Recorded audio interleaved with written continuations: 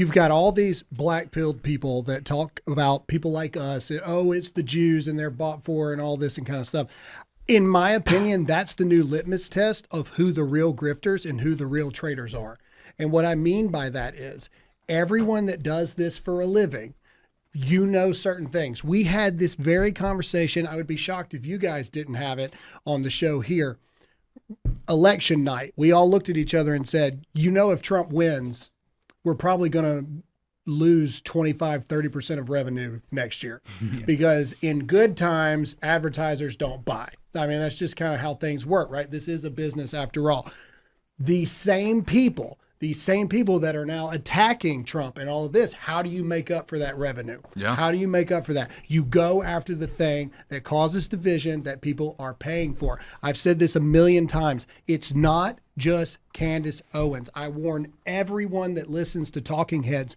We know for a fact in Congress, we know for a fact that YouTube and everything absolutely admitted that they were censoring, shadow banning, deplatforming people, but yet you have all of these conservatives that blew up during the Biden administration and are blowing up and being featured now that are breaking every rule and all of this. And back when they were on the conservative train and pro-Trump, they still somehow were making it.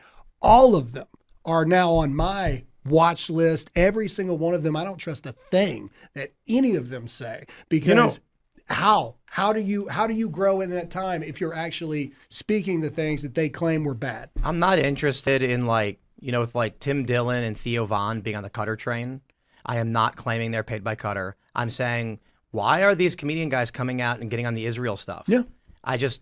And Cutter. And the weirdest thing in the world to me is when I go out into the regular touch grass world and talk to people, none of this exists. Mm-hmm. None of this exists. There's people that don't know about Venezuela still. I was talking to a guy on Sunday who was like, what happened? Yeah. And I'm like, what? Wow. And then you go online and these prominent personalities are starting to align around weird things that are not in the zeitgeist. Israel Cutter is not in the... Okay. You go outside... I'm driving in Loudoun County, right? So our studio, which we're not going back to following the shooting. I think this is clear to everybody. There were people who were like, Tim's full of it. He'll be back. Watch. And like, no, we're not. We're shot at. We were in West Virginia, and so we were about 30 seconds away from Loudoun County. Loudoun County is where at the school that father's daughter, that young girl was raped, and the father went in and screamed. They dragged him out. When you drive into Loudoun, there are parents outside holding up signs protesting. We went to, it's the Catoctin Skate Park. Look it up. And this was around that time. And we could see tables set up and parents were pamphleting. That's real world stuff. Yeah. Masks during COVID. We would go places and see the mask signs, real world stuff. Literally nowhere, anywhere, do I go outside and see people going Israel. Yeah. Cutter, Israel is the Jews. Doesn't exist. Yeah. And so I'm sitting here being like, why are they talking about this? Why are podcasts focusing on this? It's why salacious. are prominent conservative personalities accusing Trump of being a Zionist? What the is going on? Yeah. Well, and also, yeah. Well, and like Trump has these like supposed crises where the entire, this sort of apparatus that we're describing like comes out and they're like, this is the end of Trump. Trump's betrayed us, da da da da. And you look at the polling and nothing changes, nothing budges. Because the average American is just like not paying attention to these weird like esoteric stories. They're concerned about prices of things. They are concerned about like, is the illegal immigration topic being tackled? Stuff that they can feel and see in their everyday life. And then you see these people come out and they're like, this is the end of MAGA, da da da. Check the polling the next day, didn't move. Yeah. Yeah, I think it's taboo. It's salacious. It definitely gets clicks and likes. And it's kind of the one conversation we haven't had, Israel. I think it's fascinating to listen to, but I don't really take much of it to heart, right? And I don't think these people really believe in it either. I think a lot of it is just, this is the thing that's keeping my family fed and keeping my car payment made. You know, I think it's reductive to MAGA as well. We're not, when we say, I don't want to send money to Israel, that's reductive. What I mean to say is, I don't want to send money anywhere. And when we just focus on one country and say, oh, they must be anti-Israel. No, I think we should keep all of our money. People can't afford their groceries. People can't afford their rent. People have credit card debt. No one has any money in savings. So when I say things like that, that's what I mean. And I think that's what MAGA means. I think the reality is that everything is fake and gay. That's true. I think that what the algorithm is on YouTube and X and all these places, literally except Rumble, are intentionally allowed. I said this about our show years ago. People were like, Tim, why is your show doing so well? It's a pressure release valve. The machine state allows us to operate on YouTube because, at least for the time being, they did, because we were, I described it like there's an island and the cliff sides are eroding. They wipe out most conservatives and keep the moderates to be the right.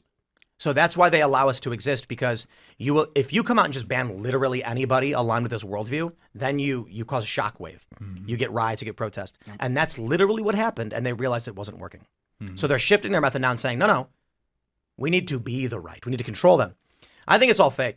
I think they're intentionally propping up certain posts. I think retweets, likes, comments, they're mostly botted and fake. Yeah. There was a viral clip where this woman on Twitch accidentally revealed that she understood how botting worked. Basically, it was like they were doing a live stream, and then someone mentioned botting. She goes, well, it would cost you like $50K to do this. And the guy turns and goes, how do you know how much it costs to bot? Yeah. And then she I know people. It's like, right. Whether it's private or intentional, think about how a government can control its people, especially following the Trump movement. It's possible, I'm not saying I know for sure, but here's a hypothesis. With the rise of the internet, they didn't expect a movement to emerge that would elect someone like Donald Trump. They thought Trump would lose.